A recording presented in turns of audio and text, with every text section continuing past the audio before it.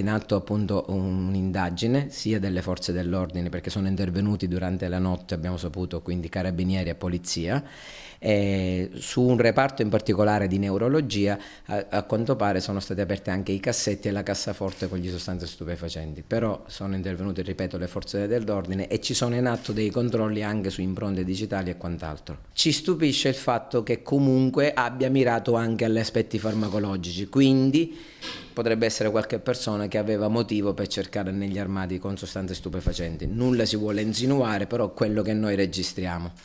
Siete stato interessato anche al reparto di pediatria? Sì, fortunatamente, perché siamo ben organizzati, ci sono dei vari filtri, soltanto la prima parte, quindi non quella dove ci sono le degenze e ci sono i bambini, ma soltanto una prima parte dove ci sono appunto soltanto le stanze amministrative e quindi in particolare una sala a riunione. Lì hanno diverto tutti quelli che sono gli armadietti. Purtroppo in queste strutture, seppur presidiate, perché c'è il sistema di vigilanza, ci sono i nostri operatori, ci sono le telecamere, quindi abbiamo messo tutto quello che poteva essere utile per, diciamo, far desistere i malintenzionati. Di fatto si registrano sporadicamente questi episodi di accessi rapidi di persone che spesso, ahimè, sono anche dei senzatetto, che in un primo momento trovano dimora nelle strutture ospedaliere, non solo qui a Conegliano, ma diciamo in un po' più strutture, soprattutto nel periodo invernale, e poi magari qualcuno di questi dopo qualche giorno tende a commettere questi atti. Chiunque dovesse vedere, ma non solo in questo episodio, in qualsiasi episodio, delle persone, dei movimenti strani attorno agli ospedali,